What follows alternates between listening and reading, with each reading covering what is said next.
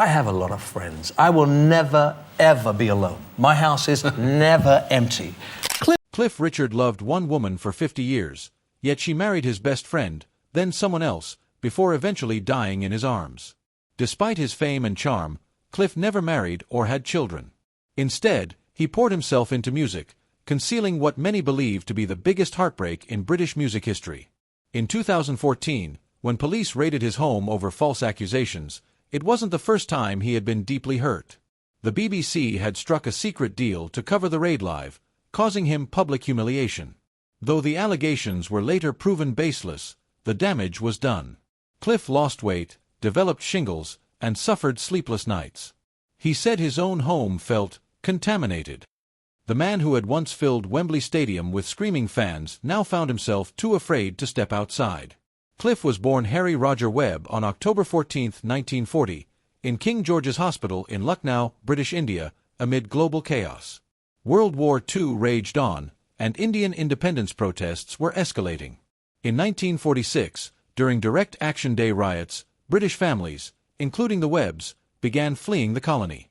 In 1948, they left on a slow, crowded ship called the SS Ranchi, crossing the Indian Ocean to an uncertain life in post-war England. Settling in a modest house in Carshalton, Surrey, the Webbs traded warm evenings and colonial comfort for rationing and grey skies. That difficult transition sparked a determination in young Harry to prove himself and build a better life. He shed his birth name when a talent manager told him he needed a rock star name. Cliff, for strength, Richard, as a nod to Little Richard. With that, Cliff Richard was born, and British music would never be the same. On August 29, 1958, Cliff released Move It, a raw, rebellious rock song unlike anything heard in Britain at the time. He was just 18, but the single shot to number 2 on the UK charts and sparked a cultural revolution. British teens had their first homegrown rock star, not an American imitation, but something fresh. Girls screamed and fainted at his concerts, launching what the media dubbed Cliff hysteria. In 1959, despite hating the song, he recorded Living Doll, which became a #1 hit for 6 weeks and sold over 770,000 copies. Another song, Travelin' Light, also topped the charts. Between them, Cliff sold over 1 million records in a single year, unprecedented in Britain. Hollywood took notice.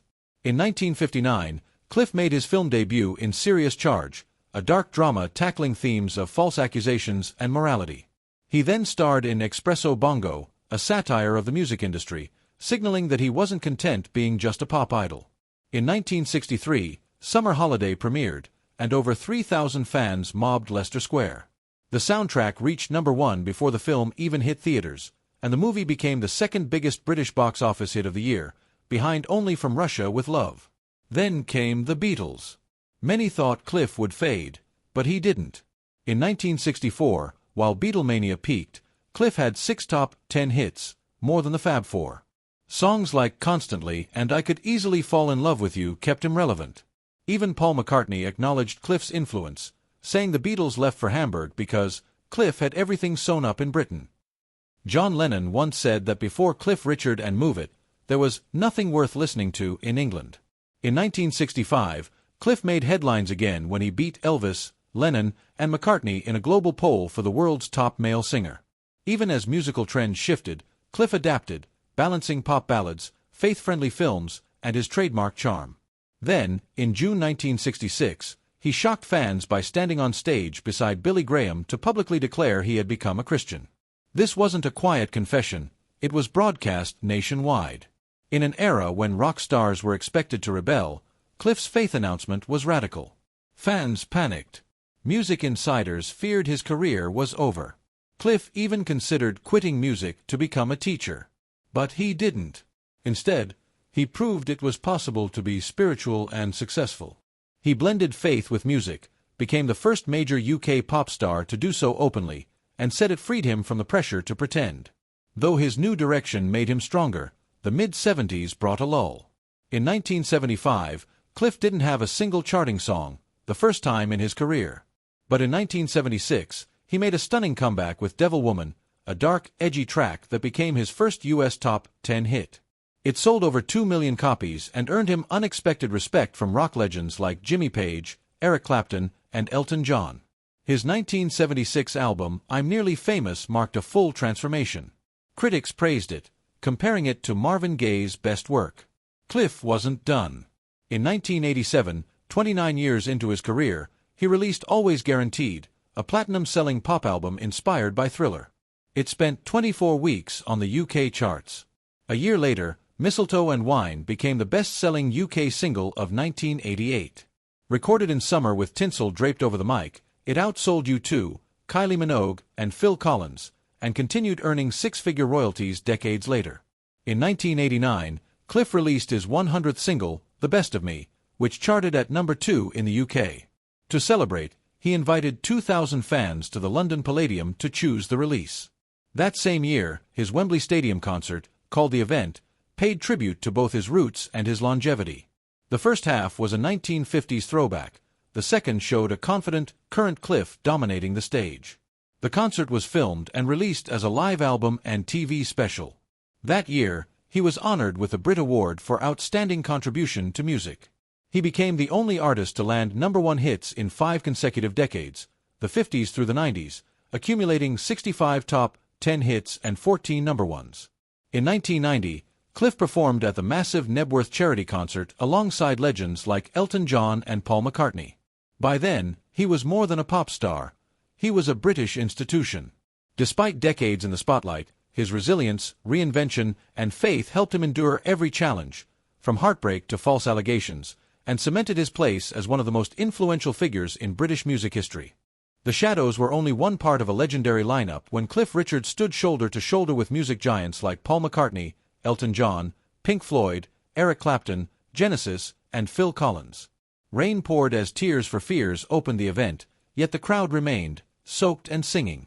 Cliff's presence on that stage proved again that he belonged among rock's elite. Then, in December 1990, Savior's Day hit the airwaves. Written by Chris Eaton and pitched to Cliff during a Christmas party, in a Rolls-Royce, no less, Cliff listened to the demo right there and confidently declared, "This is a #1." He was right. It entered the charts at number 6 on December 8, climbed to number 3, then number 2, and finally hit number 1 on December 23, knocking Ice Ice Baby off the top. The video, filmed in the sunny September heat at Durdle Door and Swanage, featured people sweating in full winter gear to mimic a Christmas setting, but the final product was magical. That momentum carried into the release of Private Collection 1979-1988, a greatest hits album that went multi-platinum, selling over 1.2 million copies. It became the biggest album of Cliff's career. Tracks like We Don't Talk Anymore, which sold nearly 5 million copies worldwide, cemented his dominance in a fast-changing music industry. Cliff wasn't surviving on nostalgia. He was outselling many newer pop stars. But by 1999, the industry began to turn against him. When Cliff released The Millennium Prayer, major radio stations refused to play it. BBC Radio 2 dismissed it as lacking broad appeal, even though they still aired songs by Tina Turner and Cher, who were his contemporaries. Radio 1 had already blacklisted older acts. Chris Evans of Virgin Radio openly called Cliff too old. DJs had to get special permission just to play his song. Furious fans protested outside the BBC. It felt like the system had rejected him. But the public proved otherwise. Without radio airplay, without label support, The Millennium Prayer hit #1 and stayed there for 3 weeks. It was Cliff's 14th UK #1, coming 40 years after his first. Fans bought multiple copies, churches supported the song, and it charted internationally. #2 in Australia and New Zealand, and top 20 in Europe. 3 countries awarded it platinum status. Cliff had beaten the system, raised money for children's charities, and made history once again. Offstage, Cliff's personal life carried its own emotional weight. In 1971, he invited a young Olivia Newton-John to perform on his TV show It's Cliff Richard. She was 22, and the connection was instant. Cliff later admitted he fell in love with her. In his 2020 autobiography, he confessed, "When I and many of us were in love with Olivia, she was engaged to someone else. I lost my chance." That someone else was Bruce Welch, Cliff's own bandmate from the Shadows. Olivia and Bruce had a turbulent 5-year engagement that ended in 1973 with Bruce falling into depression and even self-harming. All the while, Olivia remained close to Cliff, performing and touring with him. Rumors swirled. Had Olivia chosen Cliff instead? No one said it aloud, but the silence spoke volumes. Over the next 4 decades, Cliff and Olivia continued to perform together, creating timeless duets like Suddenly from Xanadu and When I'm 64. Their final duet came in 2015 during Cliff's 75th birthday concert at the Royal Albert Hall. In 2023, he included that live recording in his album Cliff with Strings, My Kind of Life, as a tribute to Olivia. 3 weeks before her death, Cliff called Olivia. She was warm, cheerful. "Good day, Cliff. How are you, darling?" Sounding like herself. Cliff later wrote that he never imagined it would be the last time they spoke. Olivia passed away on August 8, 2022, after a 30-year battle with breast cancer. Cliff was devastated. "I hate that word," he said of death. "She just stopped living." It was his way of coping with the silence she left behind. But Cliff's trials weren't limited to love and loss. On August 14, 2014, while relaxing at his home in Portugal, he turned on the TV and saw helicopters circling his Berkshire estate. Police were raiding his home live on screen, thanks to a secret deal between South Yorkshire Police and the BBC. Internally, BBC staff had dubbed it the money shot. They wanted drama, and they got it. Cliff, a 77-year-old national treasure with no prior criminal record, was now sobbing on the kitchen floor while his private life was broadcast around the world. During court testimony, Cliff broke down as he listed the countries that aired footage of the raid. The stress, he said, made him feel like he was going to have a heart attack or stroke. All of this stemmed from a single allegation. A man in his 40s claimed Cliff assaulted him at a Billy Graham rally in 1985 at Bramall Lane. But the claim unraveled. The man described a room that didn't exist at the time. Officers who had guarded Cliff that night were never even interviewed. Still, the police spent 22 months investigating, a process that cost taxpayers £800,000 and led to 0 charges. Meanwhile, the BBC submitted their footage for Scoop of the Year, a move the court later condemned as arrogant and humiliating. Cliff was awarded £400,000 in damages from the police, and the BBC eventually spent £2 million more in legal fees and compensation. But money couldn't undo the trauma. Cliff fell into depression. He lost weight, developed shingles, and felt unsafe in his own home. Even the smallest joys, promoting a book, releasing an album, became impossible. Then came a shocking twist. After the raid aired, a man attempted to blackmail Cliff, threatening to spread falsehoods unless paid off. The man was arrested, but the same accusation he used for extortion remained part of the investigation. Eventually, Cliff was vindicated. In 2018, he won his case against the BBC. The judge ruled that his right to privacy had been violated in a serious and sensationalist way, a landmark decision that changed British media law. But Cliff's concern wasn't just legal, it was human.